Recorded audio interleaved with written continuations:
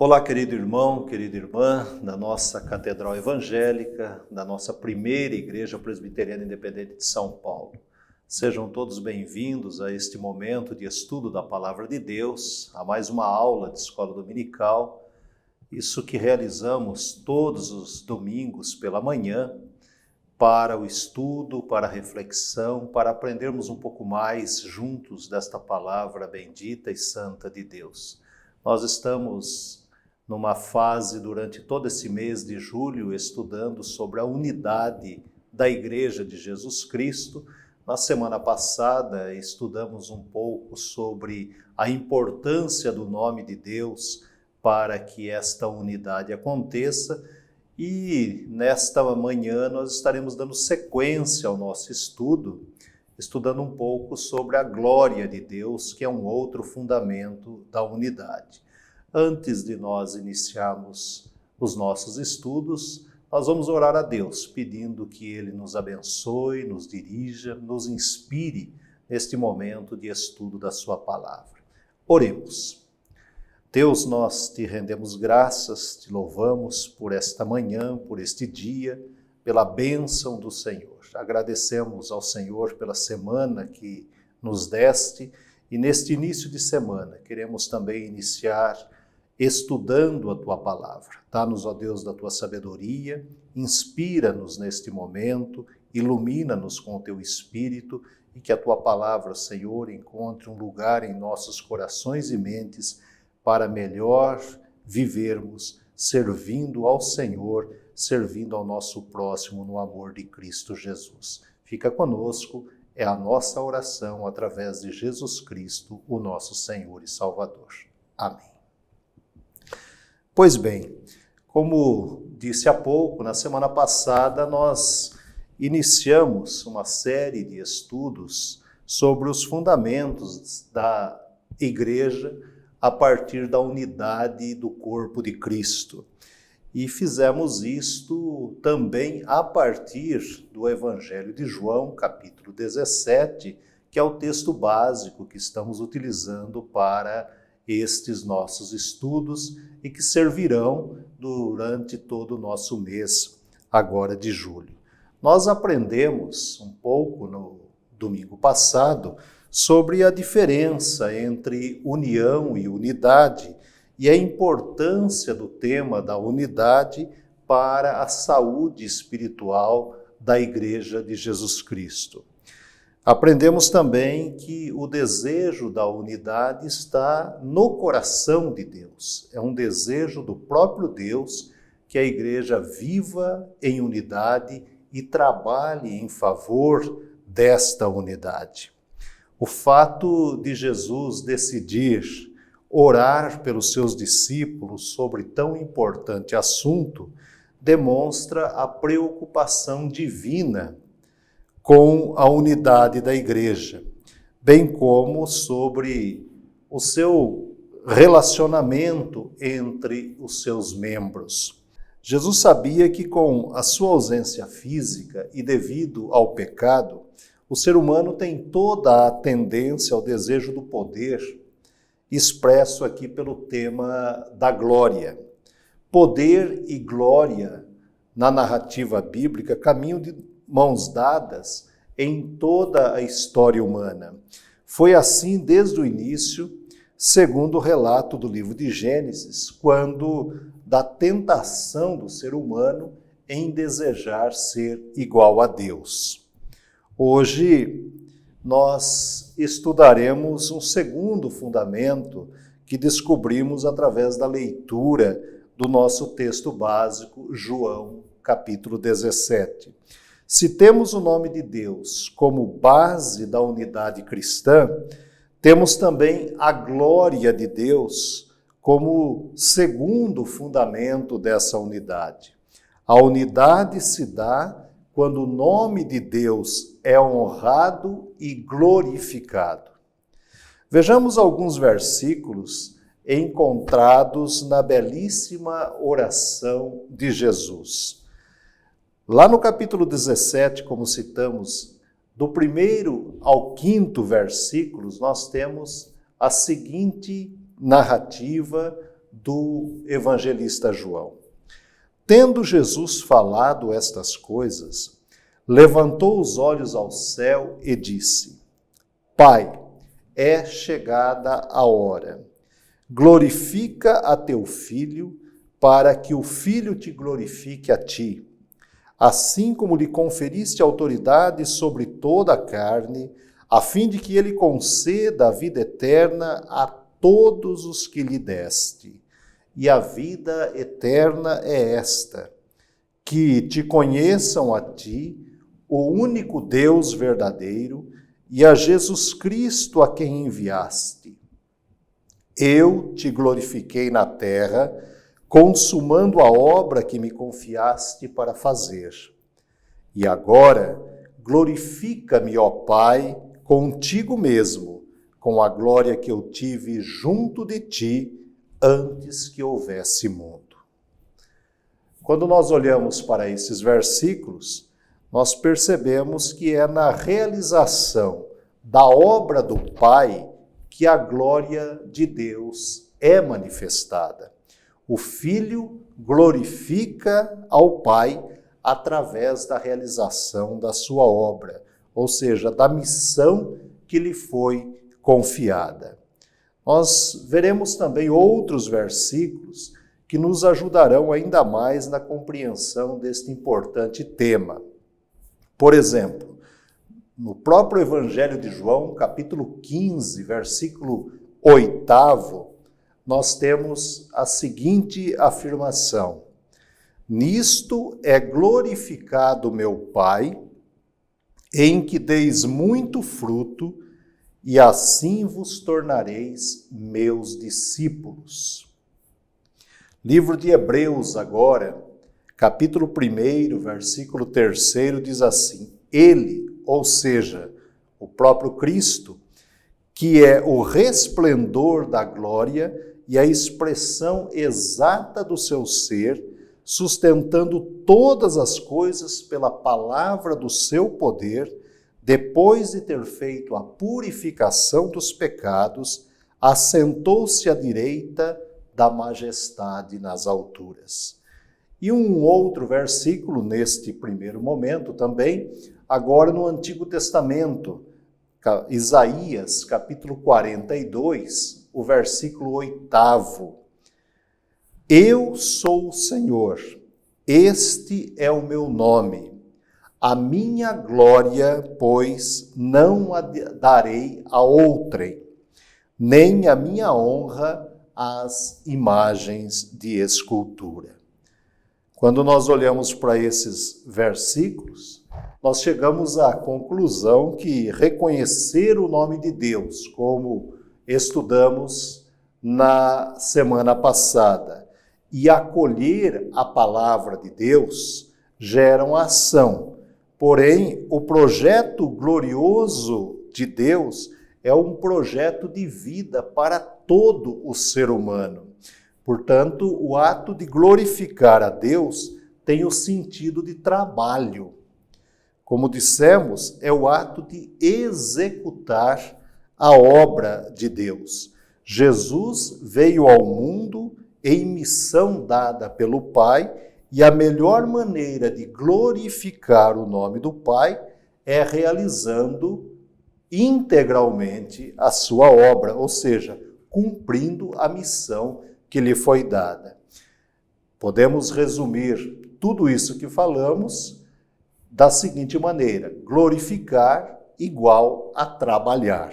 Se não há trabalho na missão do reino, não há como glorificar o nome de Deus. Não há como glorificar verdadeiramente a Deus sem a realização do trabalho, sem o cumprimento da missão que lhe foi confiada. Palavras sem atitudes ou ação não glorificam a Deus. E é bem isso que Jesus coloca de uma maneira muito clara na sua oração. ele glorificava o Pai realizando a obra que lhe foi confiada. O Filho glorifica o Pai ao ensinar, ao curar, ao libertar, enfim, podemos resumir tudo isso na própria plataforma de Jesus, no trabalho que ele propõe quando, ao chegar na sinagoga, um registro esse do evangelista Lucas, ele, ao tomar as Escrituras em sua mão, ele faz a seguinte leitura, Evangelho de Lucas, capítulo 4, versículos 18 e 19. Assim diz o texto bíblico: O Espírito do Senhor está sobre mim, pelo que me ungiu para evangelizar os pobres, enviou-me para proclamar libertação aos cativos e restauração da vista aos cegos, para pôr em liberdade os oprimidos e apregoar o ano aceitável do Senhor. Em outras palavras, podemos dizer que o mestre tinha consciência da sua missão e, ao cumpri-la, glorificava o nome do Pai.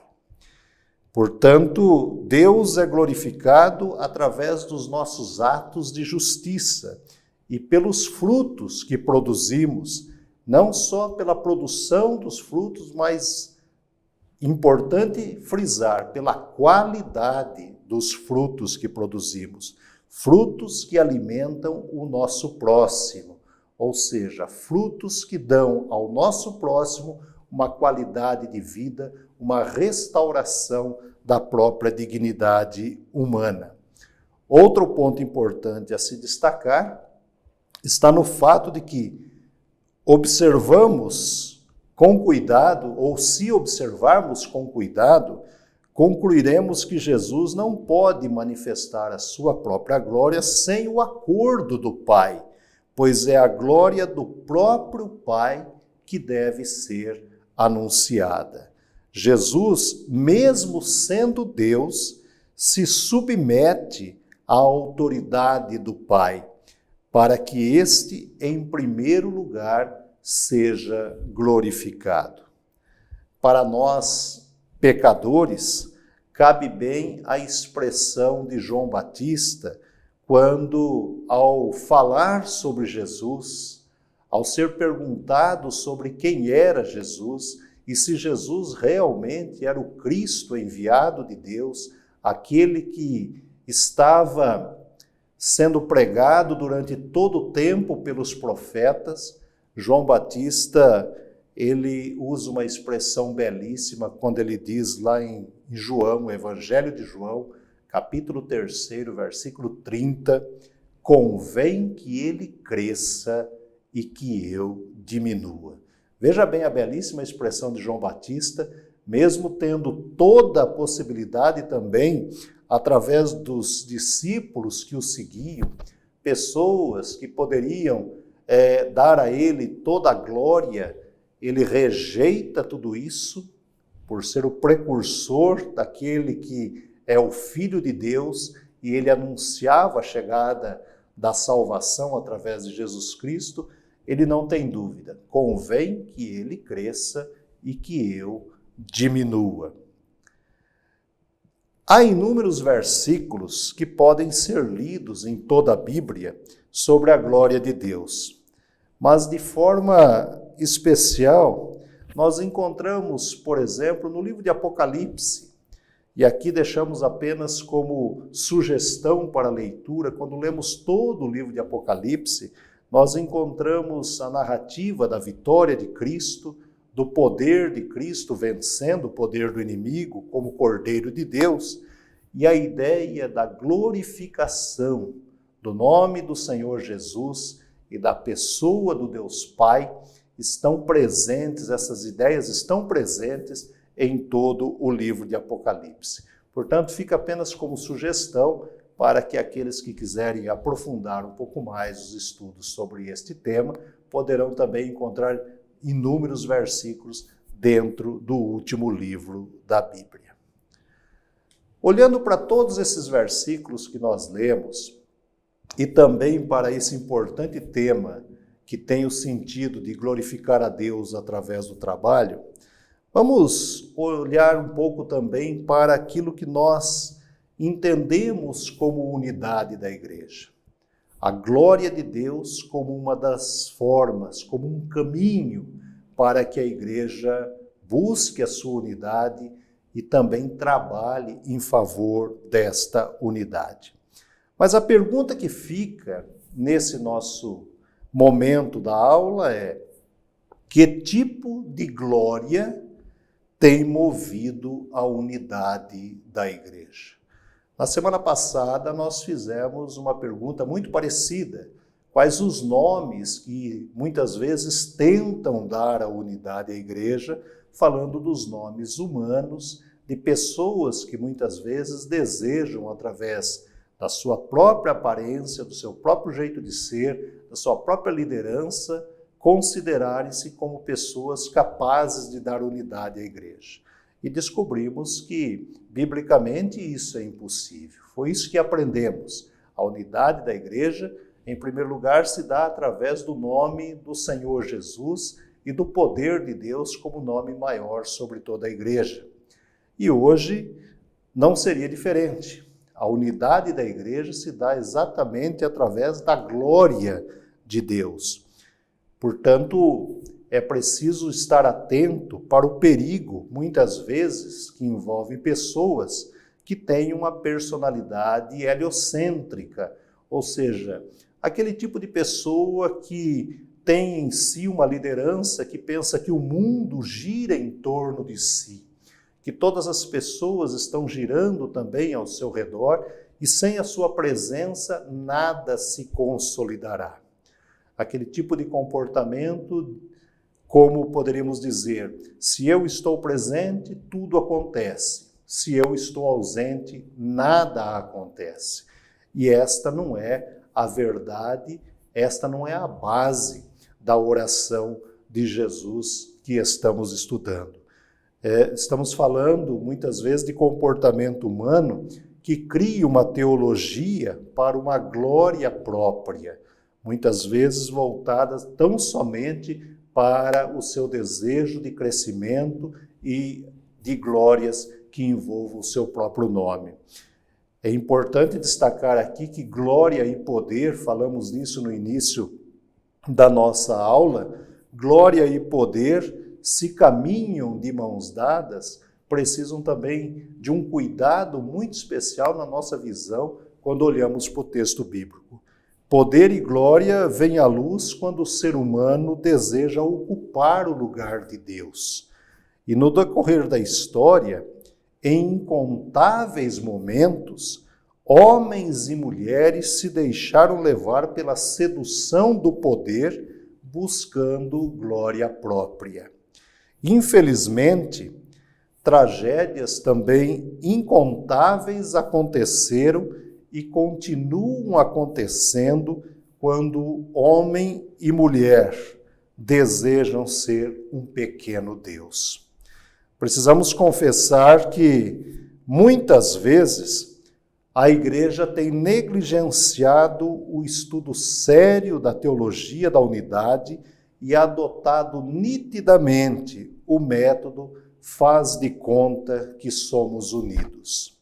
Nós estudamos profundamente a ideia de que união e unidade são questões diferentes e têm também objetivos diferentes.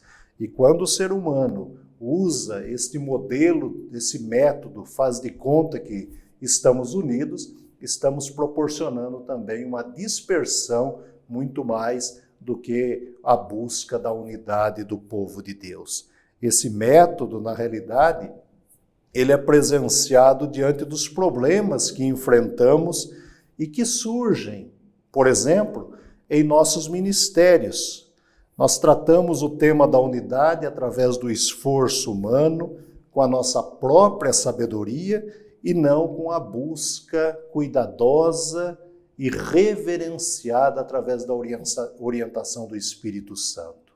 Na verdade, o esforço humano de buscar a unidade sempre será inútil se a orientação do Espírito Santo de Deus não estiver presente na vida do ser humano e na vida da Igreja de Jesus Cristo. Estar unidos não significa estar em unidade, como já estudamos.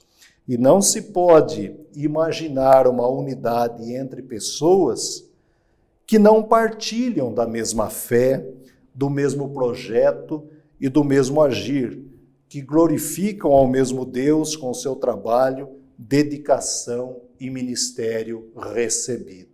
As pessoas, quando assim são chamadas por Deus para um determinado ministério, na atitude, na prática, na ação, no dia a dia, das atividades que cada ministério tem diante de Deus e diante da igreja, através dos resultados e da maneira como esses trabalhos são realizados, é que podemos perceber se a glória de Deus está sendo utilizada como instrumento de unidade da Igreja de Jesus Cristo.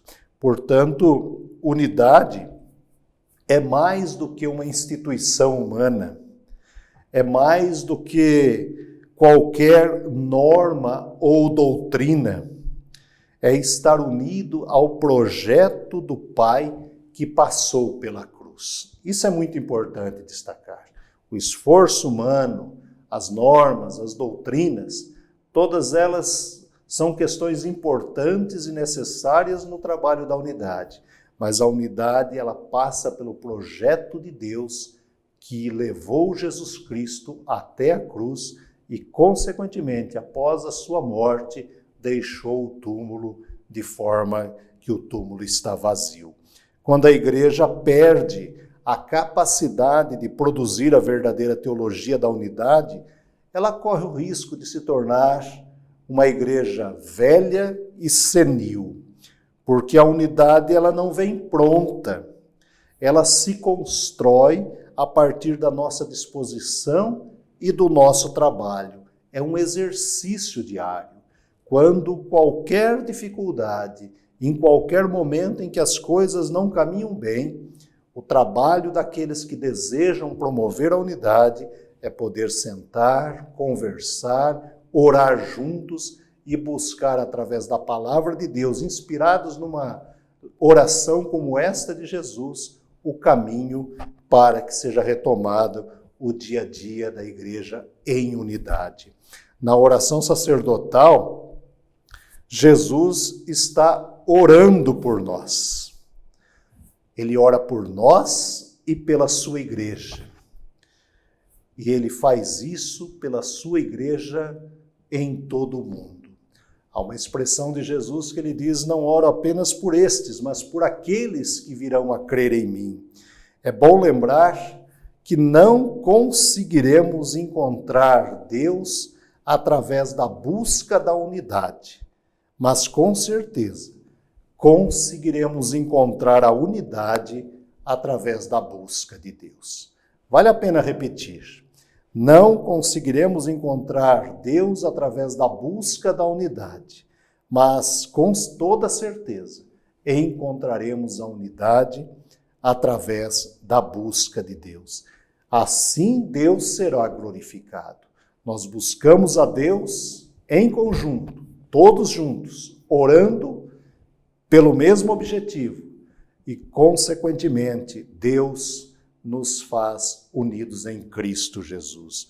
Porque tentar se unir a qualquer preço, segundo o relato bíblico, e aqui voltando novamente lá no livro de Gênesis, tentar se unir a qualquer preço é tornar-se uma torre de Babel.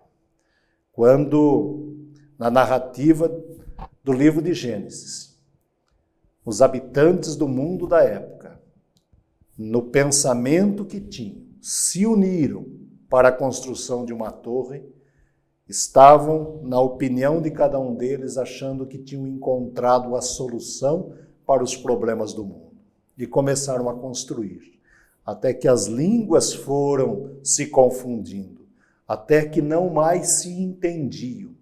Por quê? Porque tentaram a busca da unidade tão somente pelos seus próprios esforços.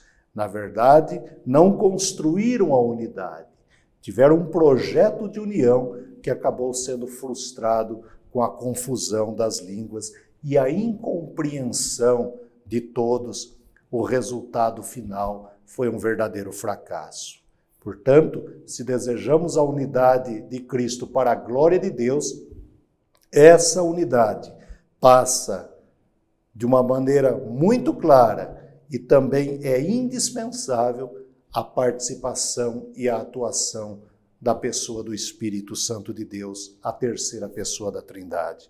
Porque a unidade não é um fim em si mesmo, é um meio, é um ministério integral e diário da igreja.